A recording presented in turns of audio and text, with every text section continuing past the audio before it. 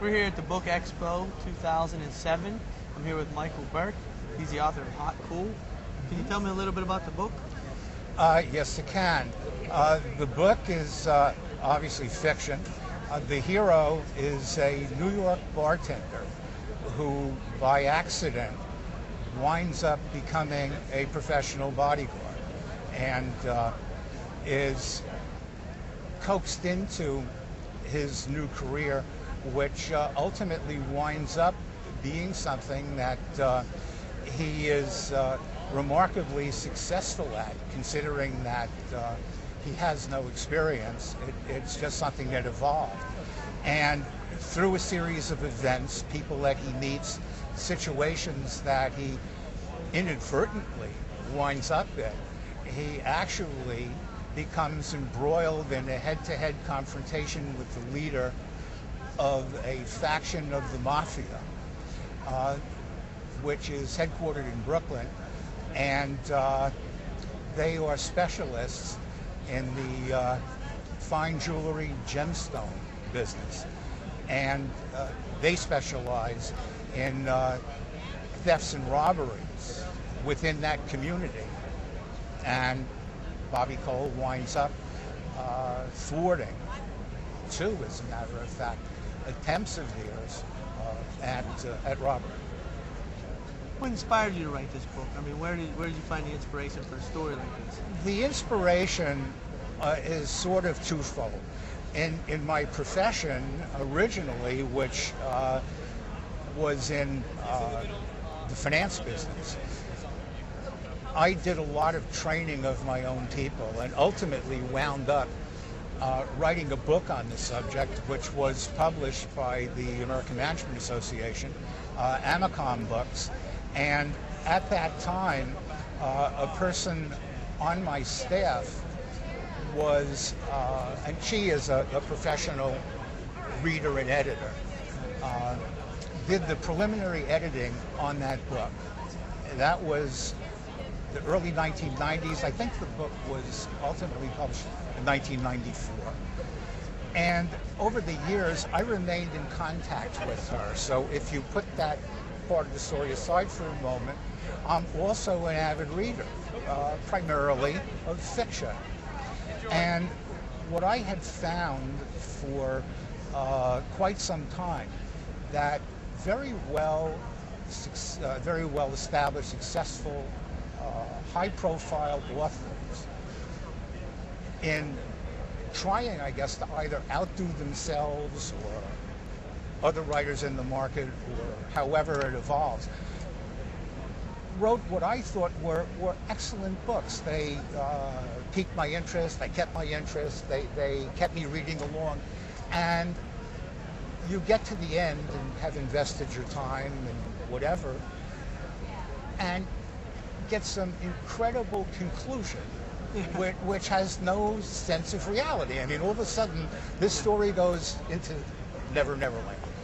And I found it to be very frustrating, very upsetting.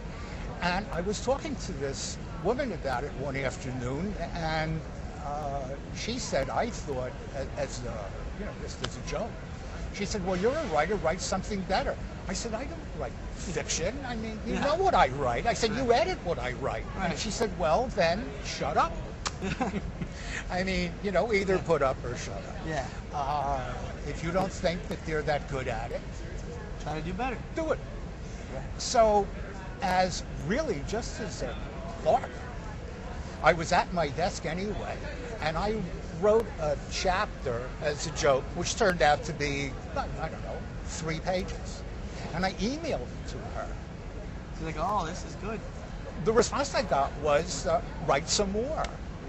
So actually I picked up the phone and I called her and I said, Carol, what do you mean write some more? I said, I don't even know what I wrote. I said, I was kidding. And she said, she happens to teach creative writing at Mount Ida College, among other things. She said, well, I'll tell you what I tell my students. She said, you got these words on paper, write some more. Yeah. And I just said, fine, and that was the end of the story. And for some reason or other, a very short time after, I wrote some more. I guess it's the beginning of the story. Yeah, I wrote some more. And little by little, it evolved into a real story. I mean, I got wrapped up in it myself. Yeah. So where did you find your not the inspiration so much, but the I mean, where did you come up with the idea for the characters? Are they based on people you've met, or is it just kind of personality? I'm going to give you an in-depth, my professional author's answer to that. I haven't got a clue. I sit there and the stuff shows up. Yeah. I mean, these people, I think that some of them are definitively combinations of people I've met in my business career, people I know socially, people in my family, wherever I've come across them.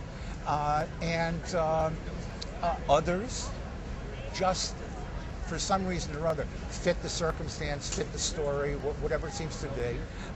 And I find that not only do the characters, to some extent, evolve on their own, shape themselves, and become what they become, but even the situations, the names of these characters, the places they go, things that happen. I mean, just I am sure that there is some psychological or deep-rooted knowledge I have. So I don't know where I got it from, and I'm not necessarily aware of it. It comes from some place. But if you ask me to sit down, well, as you just did, and definitively spell this out, I don't know. Right. I don't know. That's good. You just can draw it from everywhere, maybe subconsciously. Well, part of it too. I would. People and you thought, oh. Yeah, I would guess that. I spent 40 years in business, traveling all over the country and meeting an awful lot of people. So I'm sure that somewhere there's a subconscious file of people and characteristics and things that have made an impression on me that somehow or other, in a certain circumstance, hit the paper. Yeah. And when you take this book and somebody takes it and reads it, I mean, what are you hoping they get out of it?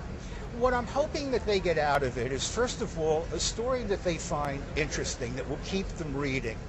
I hope that they'll get a sense of a good time. That I didn't write it to be a heavy novel with some deep-rooted psychological point, and I'm not trying to make some kind of strong impression on people that way. This is just, it's about a guy, he's in New York City, he was a bartender, he becomes a bodyguard, and this is what happened to him. And this could happen to anybody. Yeah, really, well, if you have his characteristics, right. Yeah, yes, it could happen to anybody. It is the traits he has. And he moves along through it. And what I really hope is that the reader finds enough intrigue in it to want them to get to the end, to read the story, and that most of all, when they finish it, find that it is realistic, that it was worth the read, and that they're glad that they read it. And the only thing I say in that regard so far is that early on, when I started to write this book and realized that I really was not a fiction writer at the time, I was looking for feedback, and I wanted to know, as like a check and balance system, if people along the line were getting the same feeling as a reader that I was as a writer in terms of where the book was going. So what I did is I built this little readers group. And I picked them from different types of people, different personalities, with different interests. And the general consensus, as the group built to, I don't know, eventually 20 or 25 people, was the feedback that I got was very encouraging.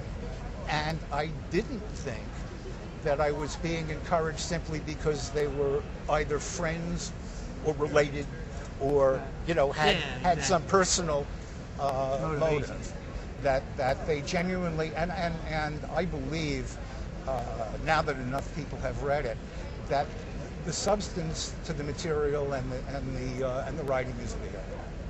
Well, where can somebody find this book? The reader can get Hot Coal, and Coal is C-O-L-E, at all major booksellers and retailers of fine quality books. You can call the publisher, SterlingHouse, at 1-888-542-BOOK, and my website is www.bobbycole.com.